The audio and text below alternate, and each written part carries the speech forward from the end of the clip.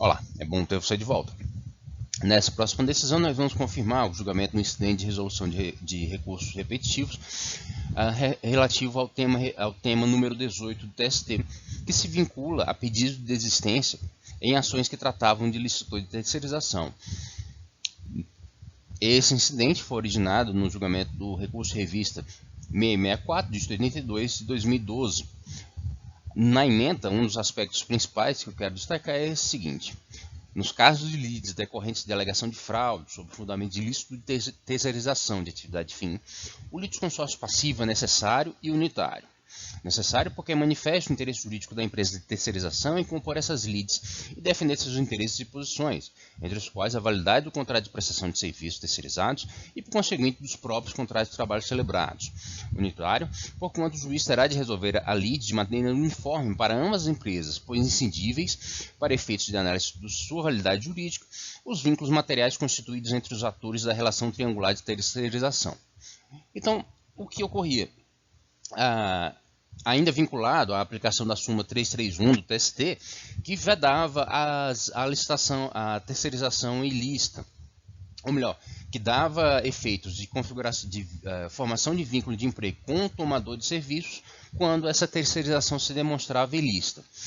Em virtude de pronunciamentos do STF, que por sua vez julgavam lícita essa modalidade de terceirização, ou melhor, ela não estabelecia qualquer óbice a essas terceirizações, especialmente quando fundadas na alegação de que a terceirização estava vinculada à atividade fim da tomadora de serviços, o que algumas partes começaram a fazer? Elas começaram a desistir do processo, ou mesmo de demandas, contra as empresas que prestavam serviços e simplesmente tentavam caracterizar a demanda como simplesmente um pedido de reconhecimento de vínculo com a empresa tomadora de serviço, ou seja, aqui para tornar mais claro, uma empresa tomadora de serviço é, por exemplo, como um banco privado, e a empresa prestadora de serviço seria uma empresa que fornece mão de obra para a realização de algumas atividades dentro dessa instituição financeira. E em muitos casos, a Justiça do Trabalho caracterizava que essa prestação se vinculava à atividade fim, por exemplo, do banco, e consequentemente era ilícita. E, em função disso, reconhecia o vínculo de emprego entre o trabalhador, o prestador de serviço, e o banco, nesse nosso exemplo. Quando havia essa reclamação trabalhista, algumas dessas reclamações trabalhistas vieram até ser sobrestadas em virtude do pronunciamento do STF. O pronunciamento do STF finalmente veio admitindo a terceirização ou de outra sorte, não admitindo que se caracterizasse a ilícito de terceirização simplesmente porque as tarefas realizadas se vinculavam à atividade fim. Por assim dizer, a estratégia processual utilizada por algumas partes, então, seria desistir do processo em relação à empresa prestadora de serviços e transformar ou caracterizar a lide como simplesmente um pedido, uma reclamação trabalhista que visava o reconhecimento de vínculo de emprego com o efetivo empregador, que no caso seria, ao menos como alegado, a empresa tomadora do serviço. E assim fugir integralmente à decisão do STF que caracterizava como lícita essa terceirização. Essa questão gerou algumas controvérsias. A principal seria dessa possibilidade de que essa desistência fosse admitida e qual o efeito essa desistência teria. Ou em síntese, se essa estratégia processual de desistir da demanda em relação a uma das partes admitiria ou permitiria que a parte desistente descaracterizasse o processo e, consequentemente, se subtraísse da decisão do STF acerca da licitude da terceirização. O que o TST veio a decidir no julgamento desse incidente de recursos repetitivos, consistente no tema repetitivo no 18, é que essa desistência só pode ser admitida com relação a ambas as partes, ou seja, a parte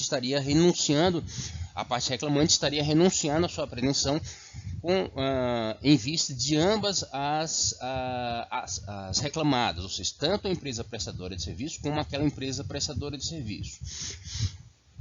tanto a empresa prestadora de serviço como a tomadora de serviço. E em virtude disso, ou a desistência atingiria ambas as reclamadas, ou essa desistência não seria admissível.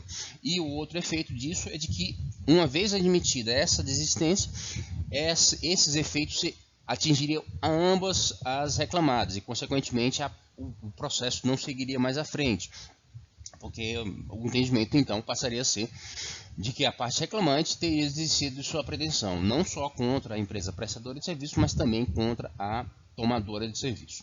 Caso o seu dia a dia envolva questões como essa, envolvendo demandas que tratem da licitude ou não de terceirização, seja especialmente se forem ajuizadas antes do pronunciamento do STF acerca dessa questão, é interessante que você veja todo o inteiro teor desse julgamento. A ementa completa eu colocarei na descrição do vídeo, ou se não for possível também nos comentários desse vídeo. Mas buscando por essa informação ou pelo tema repetitivo número 18, você vai ter acesso ao inteiro teor. O mais importante destacar desse julgamento é essa questão de que é admissível a desistência nesses casos, mas ela até produzirá efeitos para ambas as partes reclamadas, e consequentemente a parte reclamante não pode optar em relação a qual parte ela desiste, tampouco ela pode pretender descaracterizar a demanda que originalmente se fundava na ilicitude da terceirização para caracterizá-la como simplesmente um pedido de reconhecimento de vínculo de emprego com a empresa tomadora de serviço. E mais uma vez eu agradeço pela oportunidade de ajudar você a entender melhor o direito do trabalho e do processo de trabalho. Como dito, a ementa completa desse julgamento estará abaixo nos comentários desse vídeo. Se alguma dúvida permanece com relação a esse caso, deixe indicado nos comentários e eu preparo um vídeo específico para tratar disso. Eu peço que você deixe seu like, assine o canal e divulgue esse material com outras pessoas que possam ter nele interesse.